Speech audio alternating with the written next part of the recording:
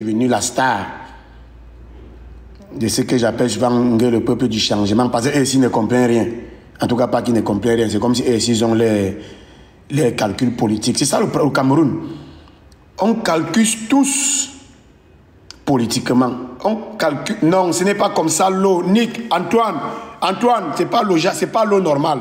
C'est pas la forêt normale. J'ai dit l'eau, c'est L-O. Forêt, c'est F-A-U-R-A-I-S.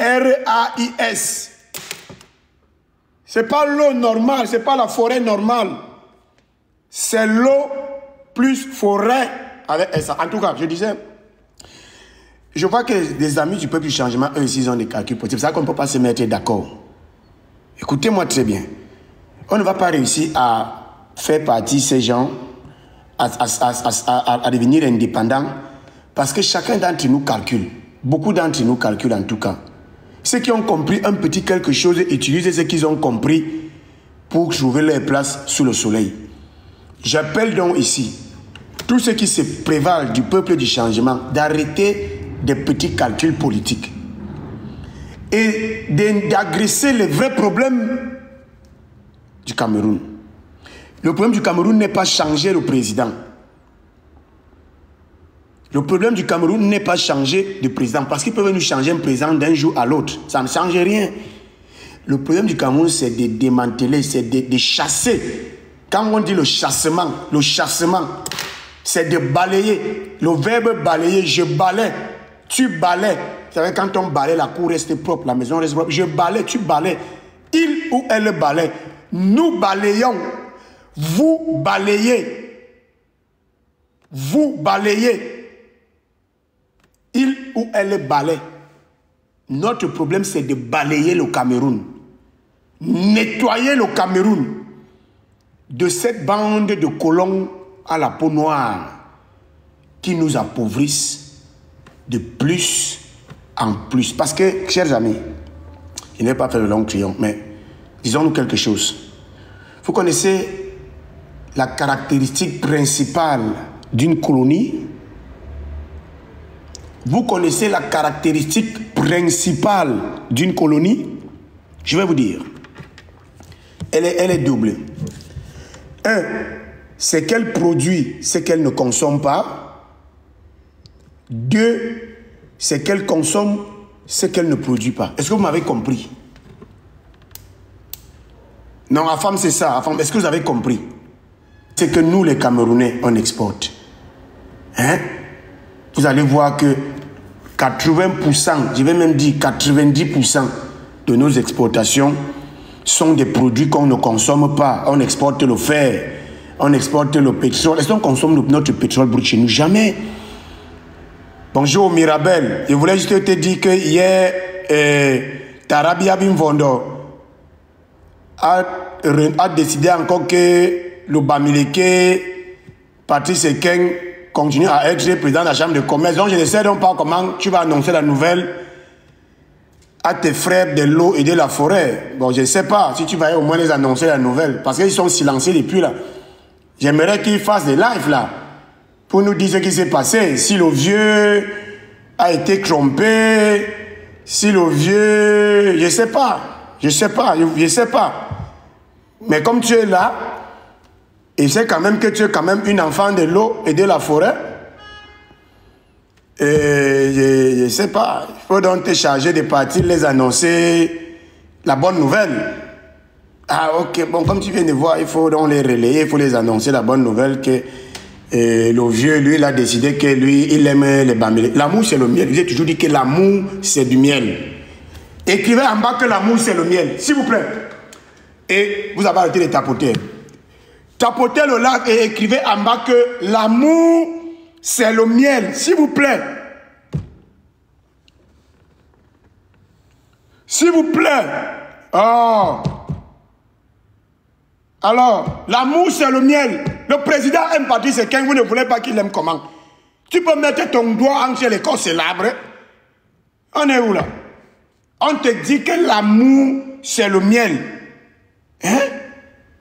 Vous voulez quoi? Et l'article 2 est là.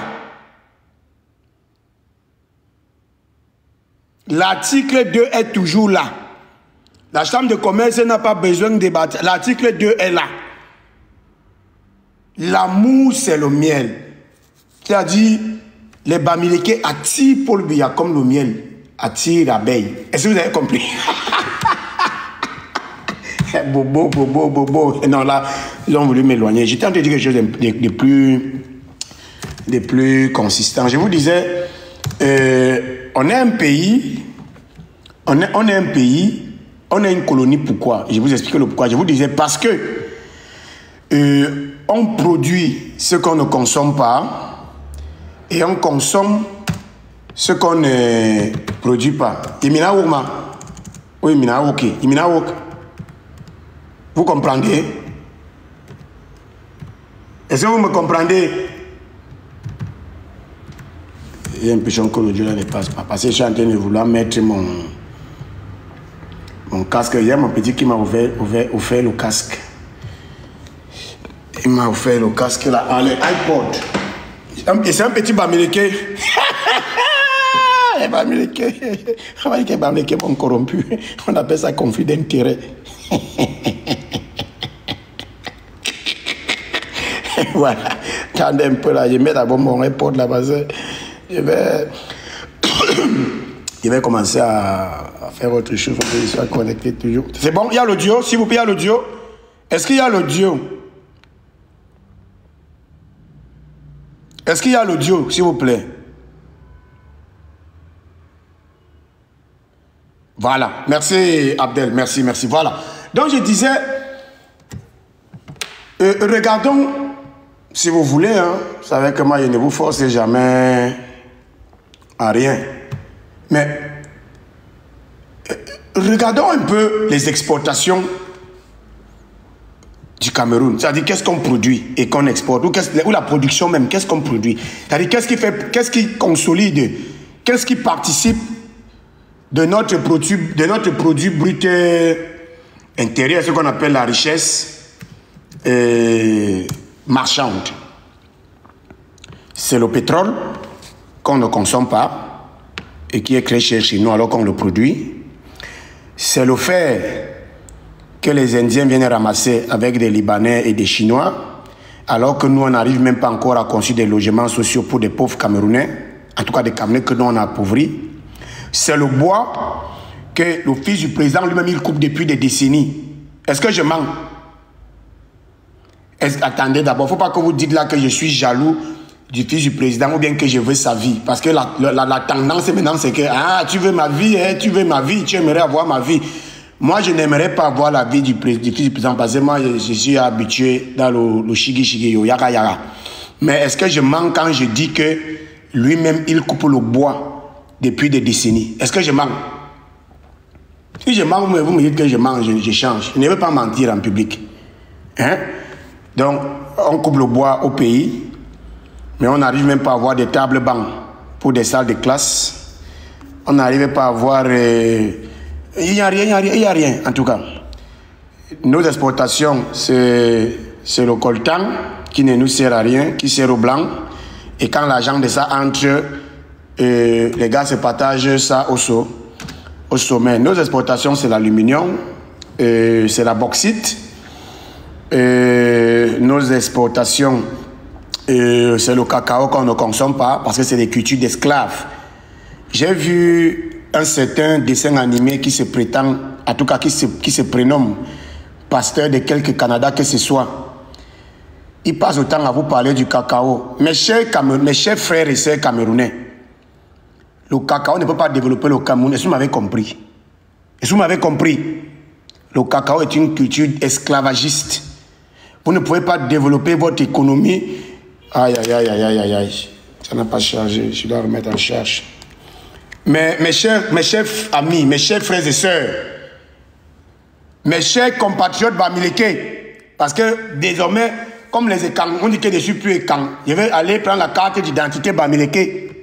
Parce que si on te chasse, même Jésus n'a pas été prophète chez lui.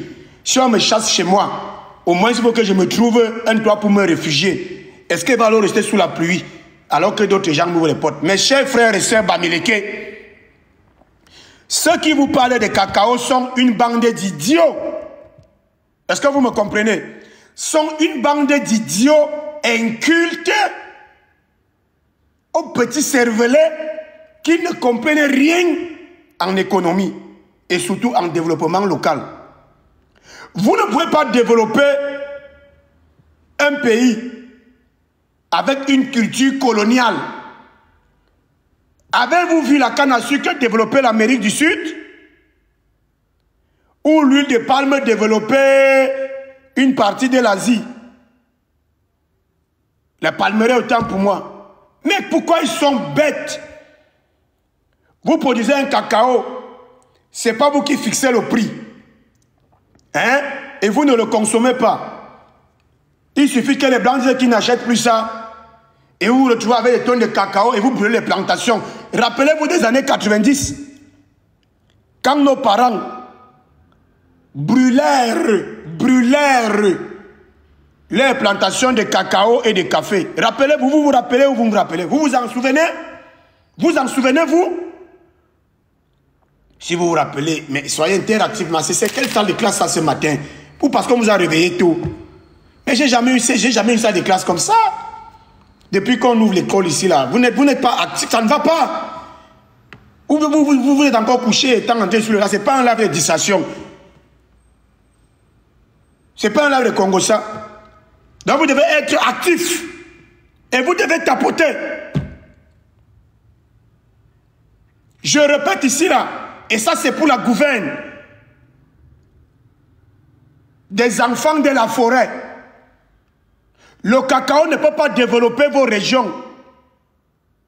C'est une culture d'esclaves. C'est une culture d'esclaves.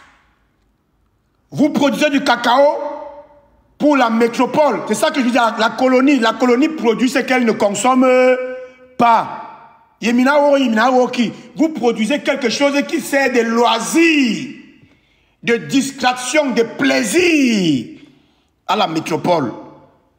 Au lieu de produire le manioc que vous devez manger, au lieu de produire le pain, au lieu de produire la patate douce, l'igname, au lieu de produire des prunes, au lieu de produire des choses que vous pouvez consommer localement, le colon qui est à étudier, le colon à la peau noire qui est à étudier, vous pousse, parce qu'il est mandaté pour ça, vous entretient dans la production de quelque chose qui ne vous apporte rien. Est-ce que vous comprenez cette partie de l'analyse? J'ai fait l'économie pour le gars du quartier, pas pour l'amphithéâtre. Ça, c'est un petit coup d'économie locale, développement local.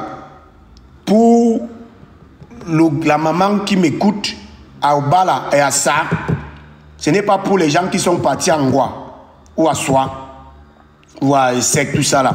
Ça, c'est pour mon frère du village qui continue à dépenser 5 hectares pour avoir un pauvre 3 millions, 4 millions à la fin de l'année. Et il ne connaît même pas le jour que le prix va changer. Il faut arrêter ça. Mais la banane plantain qu'on consomme localement sur tes 5 hectares, mais le manioc, mais la pastèque, ça se consomme. Et vous voyez pourquoi les Bamileke vous dépassent. En tout cas, je me dis, ils ont compris. Ils ne font plus ces choses-là. Le premier signe d'indépendance, c'est que tu décides de ne plus produire des choses pour le maigre. Tu commences à produire des choses pour toi. C'est-à-dire tu commences à devenir le premier bénéficiaire de ton travail. Est-ce que vous comprenez? Donc, dites à cet individu inculte, ignorant, à ce mécanicien qui venait m'enseigner le droit international, où moi j'ai eu 110 sur 110 avec félicitations du jury. On appelle ça en Italie avec la lode. 110 et lode. En droit international. Lui venait m'apprendre le droit international, il m'apprendre l'histoire des mandats, des sous-tutelles, un Tintin, un dessin animé. Il venait m'apprendre l'économie. Moi, je suis un manager diplômé de l'école de business de Milan, la Institute Business School, à l'université catholique. Il vient m'apprendre l'économie, le business. Les Blancs se moquent de nous parce qu'on étudie bien, mais quand on entre dans nos pays, on peut se comporter comme des animaux sauvages. On connaît la vérité. On n'a pas besoin de faire le cacao au Cameroun. Tant qu'on continue à produire le cacao massivement, ça veut dire qu'on continue à soumettre nos populations à l'esclavage. L'esclave, c'est quoi? L'esclave, c'est quelqu'un qui travaille, mais ne bénéficie pas du fruit de son travail. C'est ce qui se passe dans le Grand Sud, là. Vous les voyez dans les plantations matin, midi, soir. Avant même que la fin d'année arrive, qu'ils aient vendu, vous signalez quoi? Vous signalez quoi? Vous signalez, tapez le live là pour protéger ça. Vous signalez quoi? Drag the puzzle piece into the place. Vous signalez quoi? Hein? Vous signalez un live qui enseigne aux gens des choses sérieuses. Quoi qu'on est là, la poubelle ici, là. Pas dans la poubelle ici. Vous me comprenez? L'esclave ne bénéficie pas des fruits de son travail. Je vois nos parents dans le Grand Sud. Ils passent toute l'année à prendre des crédits pour les insecticides, à prendre des crédits pour aller au champ, pour payer quelques gars qui viennent défricher, qui viennent nettoyer. Ils prennent des crédits pour manger, machin. À la fin de l'année, ils peuvent vendre un pauvre 7 millions. Dans le 7 millions, il est déjà endetté de 6 280 000. Hein? Il a maintenant 800 000 entre les mains et il recommence le même cycle l'année suivante. Il recommence. Il part chez le gars en graphique qui vend les engrais. Il prend les engrais à crédit. Il part chez le boutiquier pour manger chaque jour. Il prend des sardines et du riz et du maquereau de temps en temps. À la fin de l'année, le cacao a baissé le prix a diminué. On va maintenant le kilo du cacao à 2000. Il vend 6 millions et demi. 6 millions et demi, il est déjà endetté de 5 375 000. Je vous dis des choses que j'ai vues dans ma propre famille. Ma mère a 7 hectares de cacao. Moi-même, j'ai travaillé parfois. Et je ne comprenais pas comment elle n'avait toujours pas l'argent. Ma mère, je partais, je travaille, mais je dis, mais comment la remet à tout ça? J'entends que le cacao coûte 6K, mais elle n'a pas tout l'argent. Elle va avoir l'argent quand? Un cacao, non, tu ne peux pas avoir l'argent avec ça. Tu ne vas pas avoir l'argent. Ce n'est pas fait pour que tu aies l'argent. C'est celui maintenant qui exporte, qui vend à l'étranger, qui a l'argent. C'est Ndongo Somba qui a l'argent, c'est Kate Fucho qui a l'argent. Ce sont les coxers qui ont un peu d'argent, par exemple. Mais toi, tu n'as pas l'argent, tu es un esclave. Défriche-moi ces cacao-là, ou tout au moins, sur cette même plantation, commence à penser grand. Commence à mettre autre chose. Si tu fais ton manioc ou ta tomate, ou tes choux, ou tes carottes, ou tes pommes de terre même, ou ta patate douce, ou ton igname, ça va se vendre. C'est ce qu'on mange sur place. Et ça coûte même cher maintenant. Qu'on arrête de vous esclavagiser. Ce système, le père que vous appelez Tarabia Bivondo, c'est le premier colon qu'on a au Cameroun. Je ne vais jamais m'arrêter de vous le dire. Et vous allez me comprendre un jour. D'ailleurs, vous commencez à comprendre. Un peu.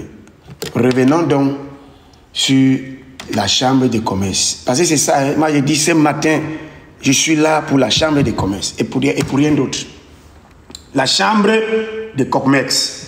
Comme mes frères Bouddha disent, comme mes frères Bam disent, la chambre de Coq-Mex, la chambre de Coq, le Coq-Mex. La chambre de Coq-Mex, où est le dossier? Attendez, non, je suis venu sur la chambre de commerce. C'est là, je suis sûr. On ne peut pas consommer le parapluie de l'Afrique. On ne peut pas transformer. Parce qu'on ne va pas consommer. On n'est pas une société de loisirs. Les Blancs consomment le chocolat par loisir. Ça gâte même les dents. Est-ce qu'on a même les moyens même pour soigner nos dents? On va transformer quoi? Pour faire quoi avec? On n'a pas besoin de ça. Donc on va transformer pour envoyer encore aux Blancs et se distraire avec. Oh, c'est mieux qu'on transforme le manioc sur place pour avoir la farine. Mon petit, est-ce que tu me comprends? Mon petit, parapluie de l'Afrique. Le parapluie de l'Afrique. Je ne sais pas si tu es mon grand ou mon petit. En tout cas, monsieur l'Africain. On appelle ça les décisions stratégiques. Au lieu d'investir pour transformer un cacao qui va finir en Occident entre les doigts et les langues des petits blancs poussés discrets, ne peut-on pas transformer le manioc pour avoir la farine et ne plus dépendre du blé occidental? Il faut regarder, on appelle ça des priorités. On appelle ça des priorités. Tu vas faire quoi avec la poudre, tu vas faire quoi le beurre de karité que tu vas aller transformer? Tu peux aller revendre à l'étranger. Pourquoi vous voulez fonder une économie sur seulement ce qu'on consomme à l'étranger, sur ce qu'on a besoin à l'étranger? On n'a pas besoin d'investir dans ça. Investir dans ça, c'est un investissement colonial. Ce n'est pas pour faire du bien aux Camerounais. Pas du tout. Non, l'un empêche l'autre. On appelle ça des priorités. On fait des choix. Il y a ce qu'on appelle les priorités. Arrêtez, soyez sérieux. Quelque chose n'empêche pas l'autre, mais quelque chose est prioritaire à l'autre. Est-ce que tu me comprends? Tant que tu n'as pas encore assouvi ou rempli ou réalisé ou matérialisé la priorité, pourquoi tu vas te distraire avec ce qui est secondaire? Hein? Pourquoi? L'usine de transformation de manioc qu'on a fait à Bolova, 14 ans, 0 kg de manioc transformé. Mais ils transforment déjà le cacao. Vous ne comprenez pas que ce sont des décisions, ce sont des orientations coloniales? Vous ne comprenez pas ça? Hein? C'est-à-dire, ils sont incapables de nous transformer le manioc pour qu'on ait la farine de manioc. Et qu'enfin, le prix du pain baisse, le prix des beignets baisse, les Camerounais puissent se nourrir avec du couscous et tout ce qui va avec. Mais rapidement, ils mettent beaucoup d'argent et ils accélèrent les projets pour transformer le cacao. Pourquoi? Parce que le cacao est voué à l'exportation. Ils vont exporter le cacao. Ça va appauvrir le Camerounais qui le produit, mais ça va enrichir celui qui l'exporte. Est-ce que vous comprenez cette analyse? Vous ne comprenez pas? Dites-moi, répondez-moi en bas. Je veux qu'on soit synchronisé. Répondez en bas. Est-ce que vous comprenez? Ou bien je réexplique ça d'une autre manière. Est-ce que vous comprenez bien?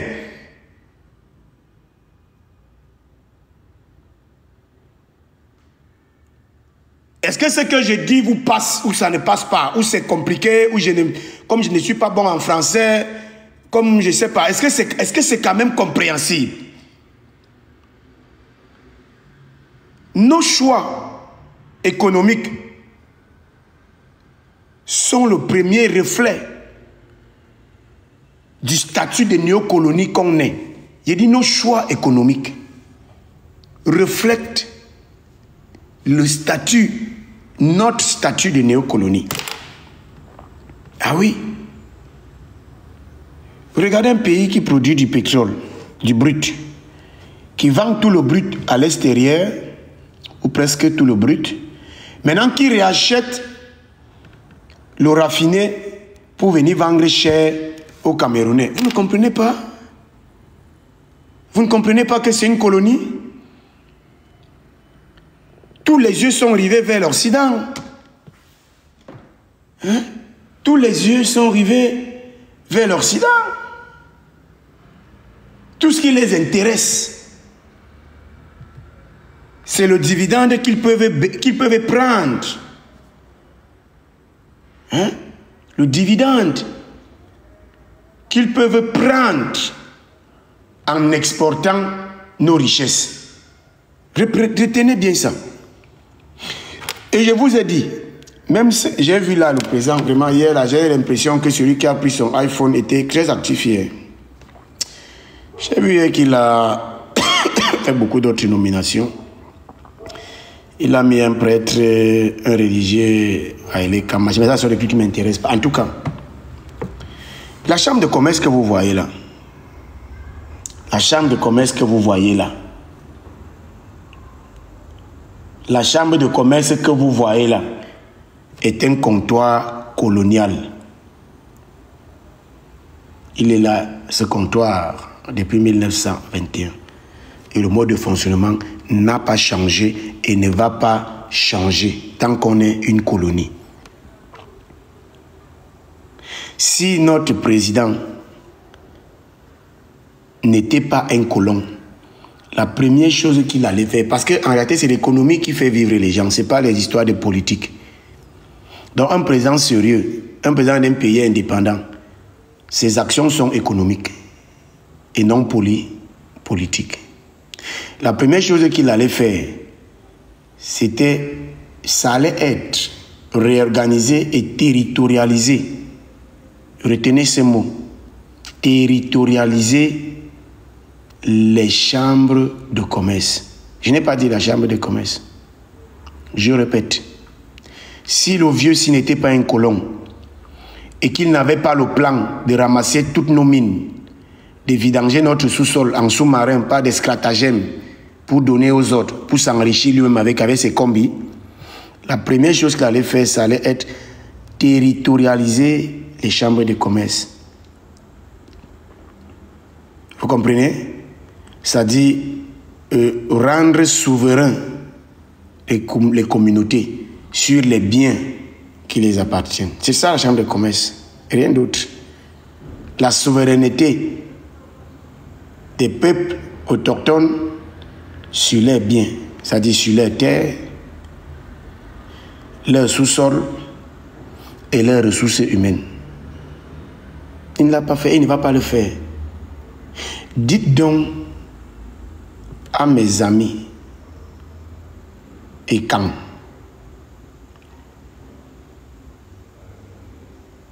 que s'ils veulent être sérieux une seconde, s'ils veulent vraiment qu'on ait des chambres de commerce comme dans les pays indépendants, les pays libres, qu'ils dénoncent la politique coloniale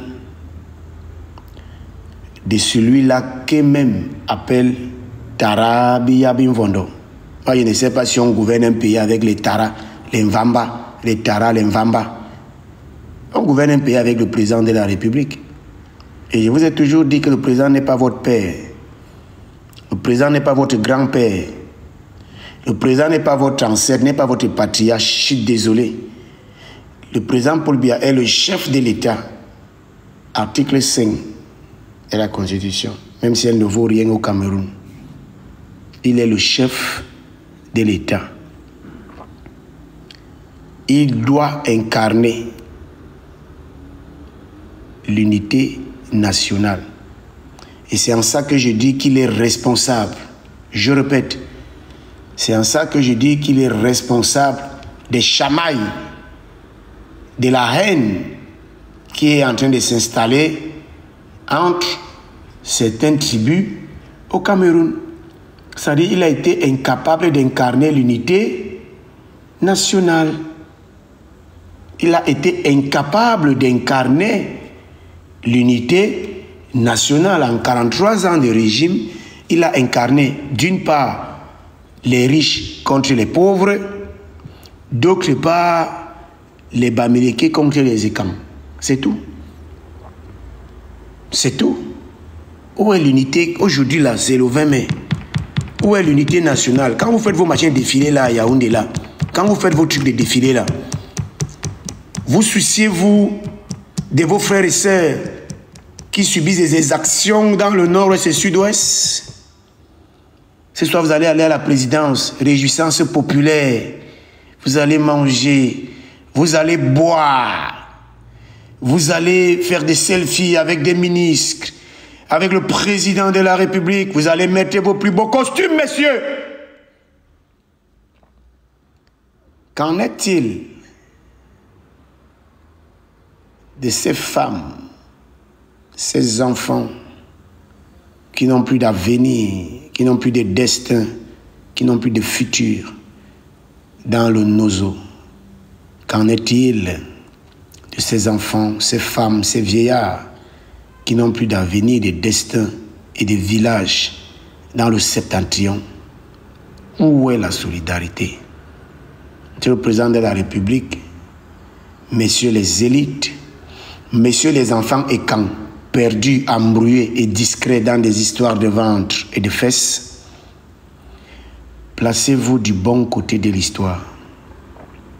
C'est vrai que les vainqueurs écrivaient l'histoire, mais l'histoire a des soucis de beau.